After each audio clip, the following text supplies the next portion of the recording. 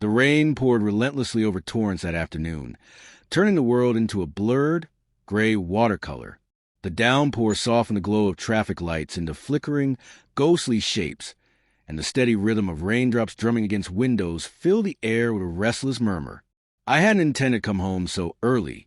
My meeting had ended abruptly, and maybe it was some unspoken instinct or the slow erosion of trust after 20 years with a woman whose warmth had slowly chilled to ice. That pushed me toward our house.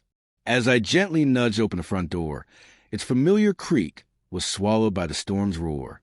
I expected the usual silence, the quiet emptiness of a house left to its own devices during the day. But instead, hushed voices floated down from upstairs, sharp, secretive whispers slicing to the rain's relentless patter. No footsteps came to greet me, no hurried welcome. Just those voices, halting me in the dim hallway. Her voice reached me first, low, deliberate, calculated. "He's nothing but a walking bank account, darling. Your real dad, Marcus, he's our ticket out. Once we secure what's ours, I'll take the house and the divorce. And his secretary? She's history." A stone seemed to lodge in my chest, squeezing my ribs tight. The silence that followed was heavy, thick with tension, until it was broken by the quiet, clear words of my 11-year-old daughter, Lily. Her voice struck like lightning, slicing through the storm. "Did Marcus know you said the same things about Daddy to Uncle Tom last summer?" My breath caught, sharp, jagged. A gasp escaped my wife, louder than the rain pounding on the roof. But Lily's tone was steady, unyielding, like a still lake beneath a stormy sky. "I don't like your secrets, Mommy. You called Daddy clueless, but he always listens. I think he already suspects." She was right. I did suspect. The signs had been there all along. Passwords changed without warning, late-night texts, her phone always face down, and that unfamiliar scent lingering, clawingly sweet, not hers. I hadn't confronted her. Instead, I watched and pieced together a truth I didn't want to face. We had met in university. Her fire, her unpredictability, drawing me in like a flame. I fell hard, built a company from nothing, crafted a life for us. She stayed home to raise Lily while I took pride in providing for them. Every missed anniversary, every late night at the office, I excused away, blaming myself for being too busy, too distracted, too ordinary. Yet my devotion never wavered. And that was what hurt the most. The next day, I bought a discreet phone and a compact recorder. My plan didn't arise from rage, but from cold, calculated clarity. Quietly, I shifted funds, all legal, updated my will, and placed the business into a trust for Lily, set to mature years from now. My assistant Sarah stood by me, her loyalty unwavering. She had sensed the betrayal long before I could admit it.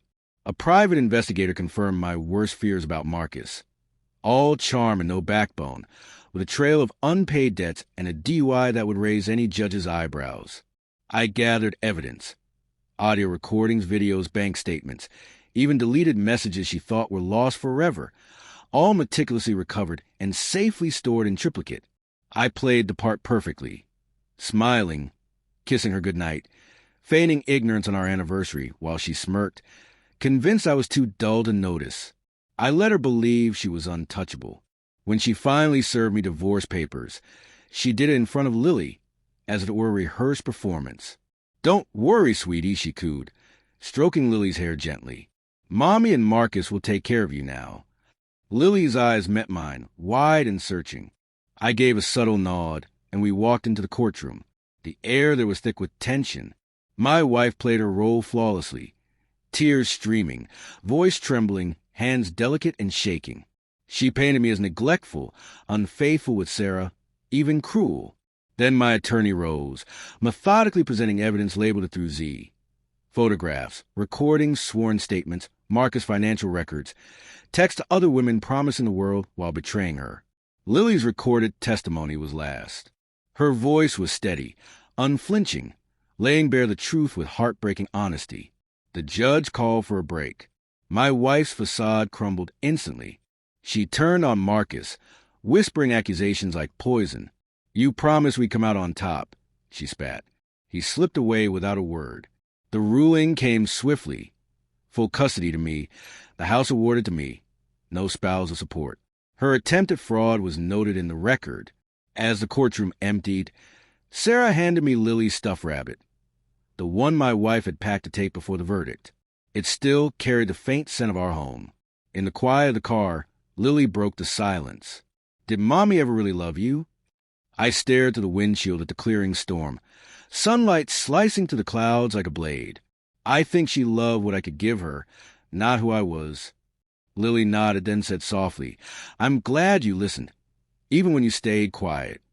I squeezed her hand, feeling the weight of those words. Months later, I stood on the deck of a lake house I'd purchased in secret year before everything fell apart. Sarah was beside me, holding 2 steaming mugs of coffee. She wants to try again, Sarah said quietly. I gave a dry smile. I gave her a chance. She burned it to ash. Behind us, Lily's laughter rang out as she played with our dog. Free now from the weight of deception, I took a sip of coffee, letting the peace settle over me. There's no joy in vengeance, only in clarity, in exposing the rot with patience and precision. She built a palace of lies. I let it blaze, and then I walked through the ashes, scarred but unbroken. She thought I was just a means to an end, but in the end, I held the spark.